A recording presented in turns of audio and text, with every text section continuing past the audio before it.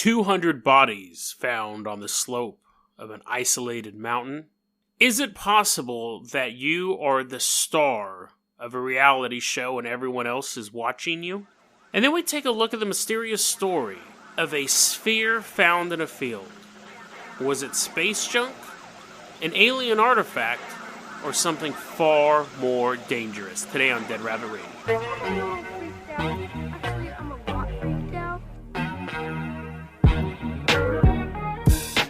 Hey everyone, welcome back to another episode of Dead Rabbit Radio. I'm your host, Jason Carpenter. I'm having a great day. I hope you're having a great day too. I better be having a great day because this is the third episode I've recorded this day.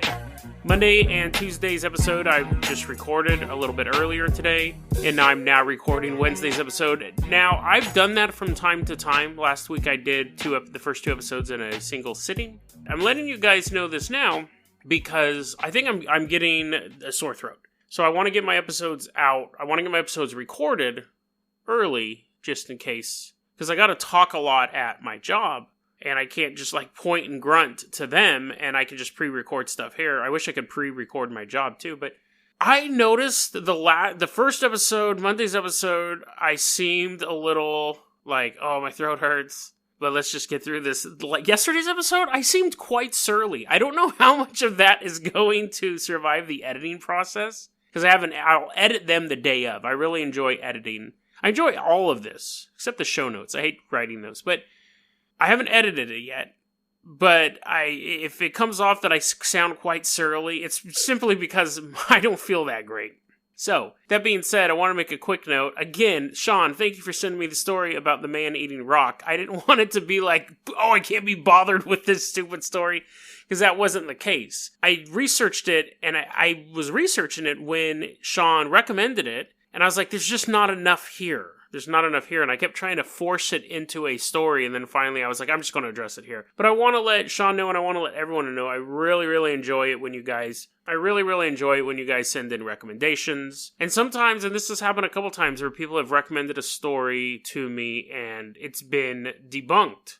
And I hope you don't think that means that I didn't appreciate the story or that I didn't enjoy researching it, because I like debunking the stuff too when it can be debunked. So again, thanks everyone for people who've sent in stories. Also, a quick reminder, in the show notes for the episodes going forward are going to be links to flyers to help advertise the show. That helps tremendously. Word of mouth helps the show out a lot, and we're seeing that growth. But also flyers, as old school as they are, does help advertise the show. So if you want to help out the show, that's a great way. Oh, and also starting probably in February, we will be having merch. Maybe a little bit earlier. I'm getting the merch store set up now. Stickers and t-shirts is what we're looking at. Maybe a hat. I don't know. But definitely stickers and t-shirts. So we'll get that. You'll be able to buy it from the podcast show notes, or on YouTube, it'll be a little merch store right underneath the video. So, okay, let's go ahead and the stone story, the man-eating stone story, was supposed to be in this episode. And since I addressed it last time... Okay, so, first story we're going to talk about, speaking of stones, in the Himalayas, back in 1942, there's some dudes walking around in the snow, and they're sticking their sticks in, and with their snowshoes, dodging yetis, and they stumble across a body. And they're like, oh my, what's this body doing up here on this mountain? I mean, I guess it makes sense because a lot of people die on mountains, but there's a body next to that, and a body next to that, and a body next to that, and they ended up counting. I don't think they counted them all that day, but eventually they discovered there was 200 bodies on the side of this mountain. And they're like, oh, okay, well, that would be scary. It's kind of scary because they're wearing old-timey clothes. So it's not like what happened to them is what's going to happen to us. And there was always this wonder of how they died. People have thought that they were killed in battle.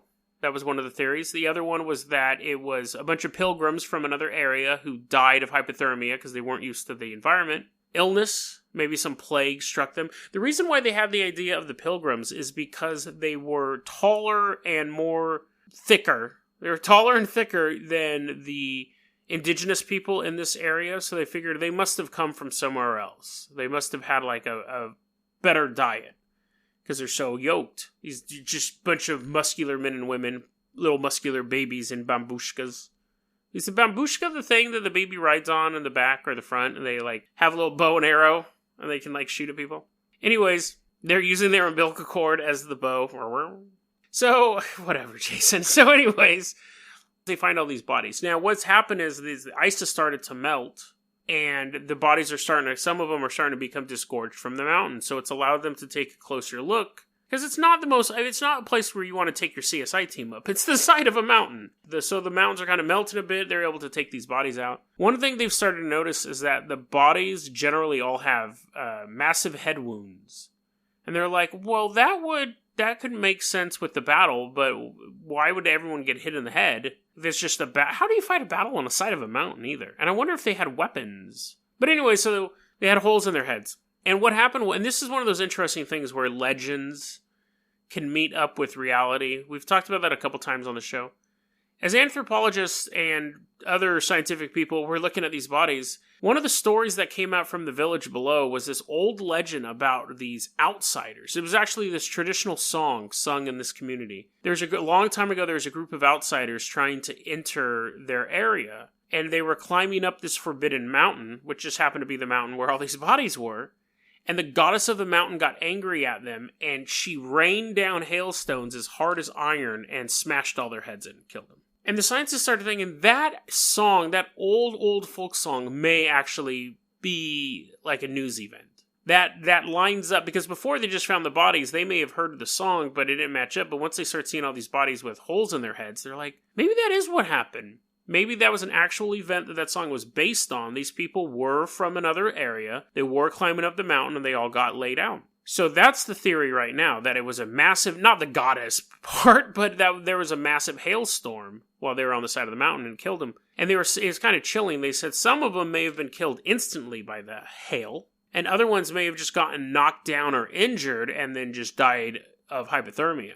But there's another theory that the 200 bodies we see aren't all of them. There's even more that we can't get access to. They're like frozen deeper into the mountain. So we can count 200 bodies, but there could be more of the pilgrims that we can't find, that are still just kind of stuck in the mountain.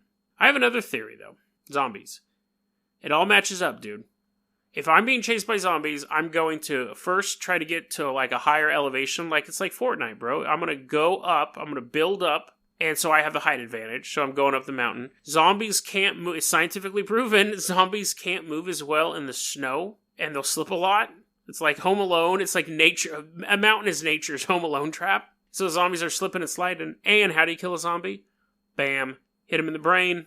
And that would explain why all of them got hit in the brain. Because if you figure, if the hailstones are coming down, I don't know if they counted every head wound, but let's just say they did, for the sake of my narrative. If hail was coming down, some people are going to get broken legs, and some people are going to get it's going to hit them in the heart, and they're like, oh, my heart.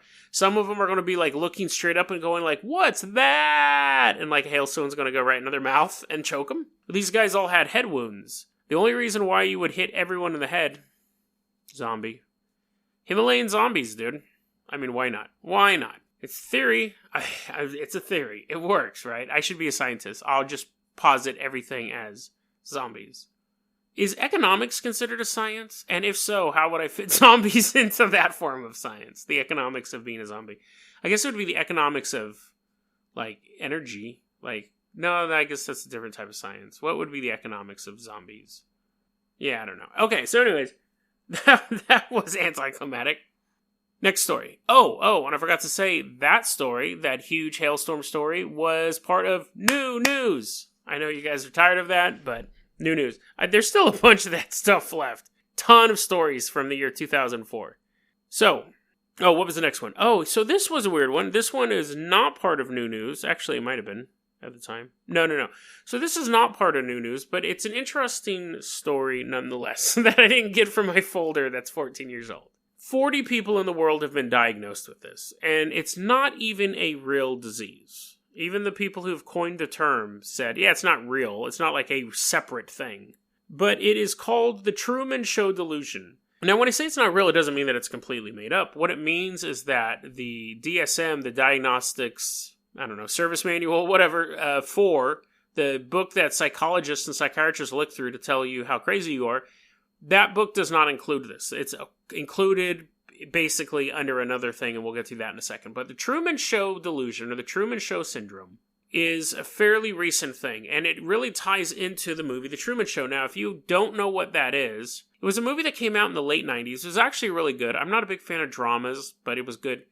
It's about a man named, John Truman, whatever. Anyway, so he has, since he was a baby, he's been on a reality show. He lives on an island, and everyone else on the island is an actor, and everywhere there's cameras. And it started off just as like a baby food commercial, and then people couldn't stop watching it. And so they just let the cameras roll as he got older. And I think in the movie he's probably in his late 20s or something like that.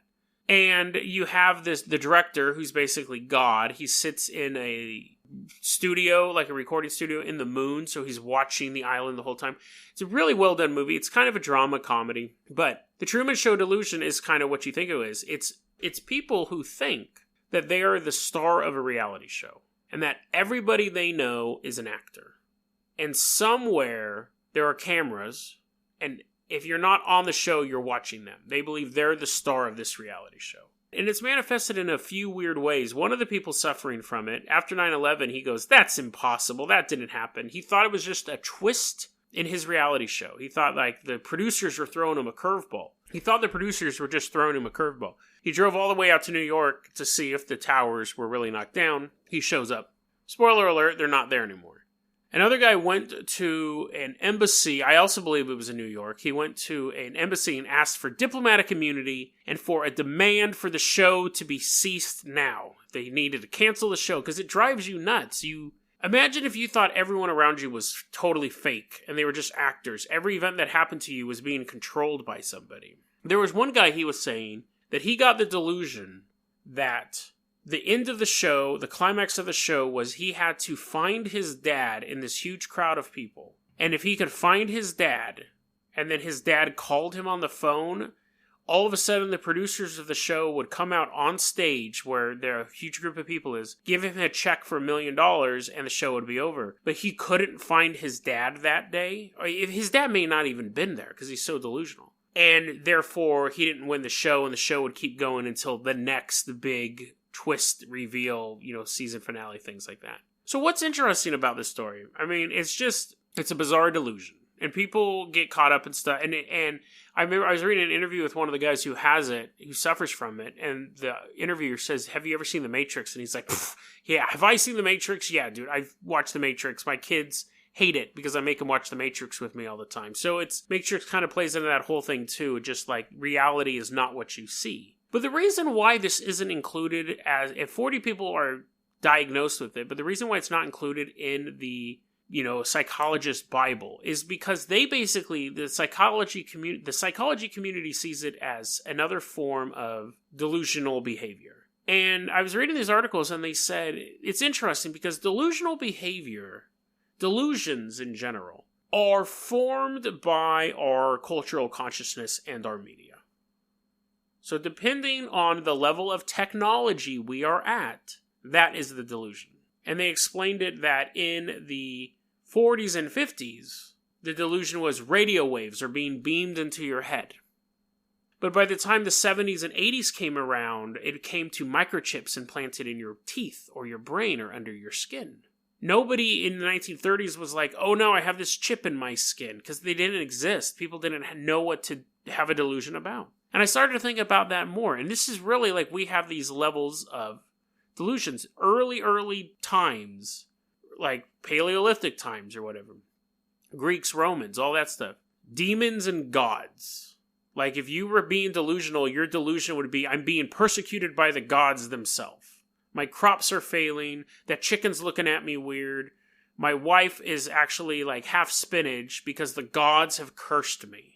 And then in the medieval times, you had the evil eye. You had somebody else cursing you. Someone looks at you weird. And I'm not saying that, like, people did believe in the gods punishing people, but I'm talking about if you suffered from a mental handicap, if you were actually like a paranoid, delusional person in 1440, you wouldn't be thinking, am I on a reality show? Why does that cornstalk over there have a lens? You would think, if you were suffering from paranoid, delusional thoughts, you would think someone cast the evil eye on me. But then we did go to the radio waves. People who had these problems would complain about radio waves. Then it moved on to the implanted chips the reality shows. Now we're at the reality shows. It's interesting to think what's next. What'll be the next delusional thing? I think we're close to it with The Matrix, and I think it'll be something related to video games. Okay, so let's go ahead and move on to our next and last topic. This one was really weird. It's funny. I found the article. I don't think it was recommended to me. I think I stumbled across it, but if someone recommended this to me, I apologize. Because it kind of just appeared on my phone. And I looked at the article, and it was really long, and I was like, ugh. And I kind of like read a bit at the beginning, and I was like, and it took me quite a few days to really kind of settle down to read the article. And it's weird. It's weird, and there's one part in the article that straight up deceives you, like straight up lies to you. And it made me kind of mad. It made me a little surly, but I think overall the story has a lot of meat to it. It's March. It's 1974. And it's in Florida. So let's hop in the Jason Jalopy. And we're driving from Hood River. It's going to take us like 3 weeks to get there, but we finally get there. We're now back in time, so it doesn't matter how long it takes us to get there. It's 1974. Everyone's wearing bell bottoms and big collars on their shirts. And what other good stuff was in the 1970s? Yeah, I can't think of anything. Okay, so... Oh, wait. Yeah, Star Wars hadn't even come out, so... There was my New York accent popping out there for a second if you didn't pick up on that. The Betz family. It's a mom and a dad and an adult son. They had this property and there was this big fire in their area. And they went out for a walk and they were seen kind of surveying the damage and stuff like that. And in the field, kind of sitting there, and there was, the area was kind of scorched, but sitting there was this bowling-sized metal ball. The size of a bowling ball, which is generally what bowling ball sized means. But anyways, and it had no markings on it except for a elongated triangle. And they're like, what? This is weird. This must have maybe fallen from an airplane because it's just sitting in the middle of a field. And they're like, well, that's weird. Let's take it home. It's a weird artifact. People take knickknacks home. I do all the time. And then I end up throwing them away. But they take the ball home. Don't really think anything of it. Just like a weird artifact they found in their field. And then one day, Daddy Betz is rocking out on his electric guitar, because again, it's 1974. Well, he's probably playing Smoke on the Water. Dun, dun, dun. And then the orb starts going. Dun, dun, dun, dun, dun, dun. And they're like, what? It's all playing the drums. Anyways, it didn't start playing Smoke on the Water. What he did was he realized when he played his electric guitar, the ball started to resonate. And they're like, that's weird. Why is it doing that? And then they had more questions, and they didn't just trail off like I did. But then they had some other weird events. One night, the Betz family is sleeping, and they hear really loud organ music playing in their house. Dun, dun, dun, dun, dun, dun. Again, not the specific song it was playing, but it was organ music. They'd also would hear doors banging and stuff like that. So a lot of paranormal activity. Now, the family was like, we've never had any of this stuff before. The son was in pre-med. The mom and the dad were kind of scientists. Not like lab coat scientists, but I think the dad was an engineer or something like that. And they go, there has to be a rational explanation for this. We don't believe in ghosts. Let's do some experiments on this big old orb. One of the experiments they did was they put it on the table. They would roll it, and it would roll to the edge of the table, stop, and then roll back to where it was. And they're like, that's weird. Let's try it in the other direction. It would roll, stop, and then roll back to where it was. So obviously the dad's like, the table must not be level. He gets his bubble level. I think they even go to a different table. Try it again. It does the same thing. So at this point, they still don't have any answers to what this thing is. And Mama Betz said, we need to get more eyes looking at this thing. So she contacts the newspaper and says, listen, I have this really weird artifact. I'm not trying to get any money for my story or anything like that. I just want to find out what it is. So it gets in the newspaper, and that gets a public's attention. So you did start to have lab coat wearing scientists show up, and they're doing the push test, and they're like, oh, that's weird. It won't roll off the table. And they also did it on the floor. It would kind of roll around the floor. It seemed like it was navigating itself. And then she took it to the military and said, if this is yours, you can have it back. But if it's not, you can't damage it. I want it back. And the military's like, okay, let's do that. And they started running these tests. They had this big x-ray machine, and they go, we didn't make this. We didn't make this at all. And based on our x-rays, there are these two like cylinders inside. There's like a pole in the middle of it, and then these two elements surrounding it.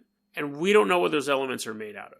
We don't know what this is. And the one guy at the army base goes, let's cut it open. And she's like, no, I don't want you to damage it. Like, it's not yours, it's mine. And they gave it back to her. And then the Marines visited her house and was like, let us see if... Now, here's the point in the story where you're thinking, wait a second, Jason, you're telling me she brought an possible alien artifact to the army and they just gave it back to her? A lot of these little details we'll get to in a second. But this is the narrative. The Marines show up and they look at it and they're like, no, it's not ours either. We've never seen anything like this. So the story gets out somewhere. Someone makes the announcement that the sphere, known as the Betz Sphere, after them, the people who found it, was transmitting radio waves. So now people were really like freaking out. So the theories that were flown around at the time was that it fell off an airplane, fell off of a satellite. It was a satellite. It was just a piece of junk. Or it was something alien. And all those theories were kind of bouncing around. You can find, and what's interesting, because I was reading this, I've never heard of this story before, but you can find the news articles, you can find the news article clippings where they talk about this. This happened. We'll talk about the details in a second, but this family existed, the sphere existed, it was examined by the military, it was examined by scientists and the media. And it was surprising to me too. I know a lot of you guys are going to be like, I've never heard of this story before. And it's pretty intriguing. I never heard of it before either. And like I said, it just was on my phone. And then not because of like a magical ghost is on my phone, but I think I just clicked on the link randomly. And I was like, this is actually a really intriguing story. Except when it lies to me in a second. But anyway, so we get to this point. The Betz family, there is a blue ribbon panel assembled. Blue ribbon panel is like the top scientists. They're going to look at this orb. Now, they take it out. And these are you had a psychologist, a biologist, a philosophy professor, a former Supreme Court justice, a former Attorney General of the United States, a former New York of Appeals judge, and an astronomer. And you're like, that is quite the roster to look at this orb, to look at the Betz Sphere. So they take it to this blue ribbon panel and they present it to them. And the experts look at it and go, we don't know what it is. They couldn't come to a definite conclusion. And then here, I'm going to read this quote from this article. So Dr. Alan Hynek was the astronomer, and he said in this article, none will go so far as to say it's extraterrestrial. They would be putting their scientific reputations on the line. And that's two quotes, but separated, so there might be something missing there. We'll get to that in a second. And then, according to this article, Dr. James Harder, that's a great porn name, but Dr. James Harder, who was a civil and hydraulic engineering professor, said, this is definitely extraterrestrial. I believe it's extraterrestrial, and this guy also believes in UFOs. So, he obviously has a slant. So, I read that part of the article and just kept going. I was like, okay, it was brought to this Blue Ribbon Committee. They must have set up the committee for the sphere, because they just pop up out of nowhere in the narrative. And they took it to him, and the experts go, I don't know what this is. I have no idea what this is. Now, what happened was Dr. Harder, though, when he examined the sphere, apparently, and again, this is where it got a little weird right now, because I couldn't, it says Dr. Harder was there at the Blue Ribbon Committee, but was he really listed in the group? But anyway, so he looks at it, and he goes, the elements inside of it, those two little orbs, those two little rings wrapped around the pole, he said the heaviest element ever produced on Earth in an atomic reactor had an atomic number of 105. On Earth, the only naturally occurring high atomic number is 92. He said, but in the Betz Sphere, the makeup of the little diodes, or whatever you want to call them, the little like oval things in the Betz Sphere, had an atomic number of 140. He said, if you drill into this, it could go critical, and it would be the biggest nuclear blast on the planet. It's a weapon. So he made that statement to the press, and the press went to the Betz family to get a comment from them. But I'm going to back up to this quote where they go to the Blue Ribbon panel. So the story is they go to the Blue Ribbon panel to get it tested out, and they go, we don't know what it is. I found another article, and I wasn't specifically looking for an article that was skeptical. I did find a skeptical article, but that's not where I found this information. I was just looking for some more backup. The Blue Ribbon panel was set up by the National Enquirer, and it was a contest to anyone who could bring proof of alien or alien technology won $50,000. And they took the orb to the National Enquirer's contest. If you don't know, National Enquirer is a notorious tabloid in the United States. A lot of their stuff is made up. And so it was a publicity stunt, and they brought the orb there to win $50,000. And the Blue Ribbon panel was like, we don't know what this is, but it's probably not alien. It's probably man-made. And they didn't win the money. And apparently it was there that James Harder, lurking in the shadows, was like, that might be some sort of super weapon. Don't lie to me. The story's intriguing enough that if I had read that detail, I would have not thought anything less of the story. But when you omit it, and I find it later, it makes me think less of you as a journalist or as a website. All it did was add the National Enquirer. The rest of the story worked just fine. But that really irritated me. It didn't make me think anything less of the story, but it made me think less. And I've talked about this before. The paranormal and conspiracy community, you guys, us, we have a high standard of proof. Because we're saying fantastical things. Don't lie to people. Drove me up the wall when I read that. Absolutely up the wall. And that's why the Blue Ribbon panel appeared out of nowhere in the original article. And I'm not going to say what the original article, where I got it from, whatever, but just as a community, we can't be pulling these tricks. You can't. Because then you lose all credibility. Back to the narrative. Harder says it's a weapon. If you crack it open, it will go nuclear. The media turns to the Betz family for comment. The Sphere and the family have been, according to all reports, even skeptical ones, have been missing since the late 70s. They're gone. I went to Skeptoid, which is a skeptical website I go to a lot. They don't have any answer for where the Betz went. The conspiracy websites have no answer for where the Betz went. It's just gone. And it's such a little-known conspiracy that there's not a ton of resources on it. And I don't think it was ever an issue of they went missing, as in missing people reports were filed. It could have been, we just don't want the media anymore. We don't want the publicity. It could have been they went missing and someone said, yeah, they said they were moving to Michigan. They don't want the publicity anymore. And people went, oh, okay. But by all accounts, they're gone. As far as I could tell. Now, again, someone could find an article and say, oh, no, here they are. And that would be awesome. But from the research I've done, this family and the Sphere to this day are missing. Fascinating. What was the Sphere? There was a couple answers. One of them was, it was an art project. The guy was working with those type of spheres, and he was traveling through Florida, and he thinks one fell off his truck.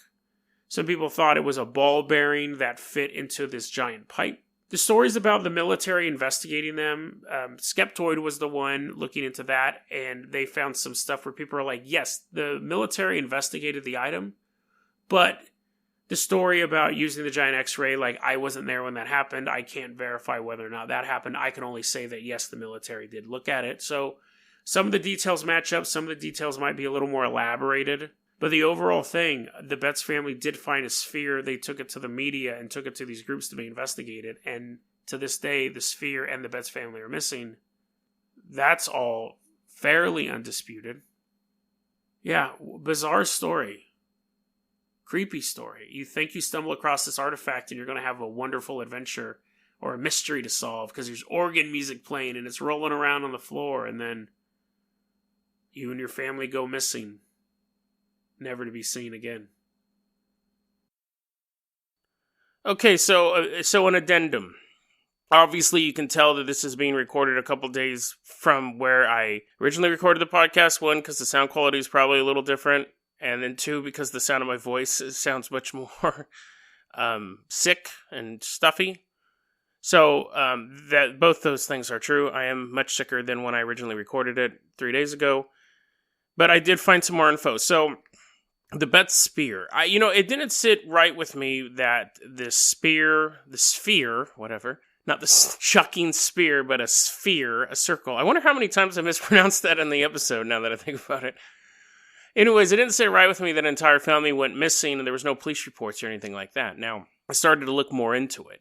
Oh, also, if you notice weird clicking noises right now, it's because I have a lozenge in my mouth, a throat lozenge.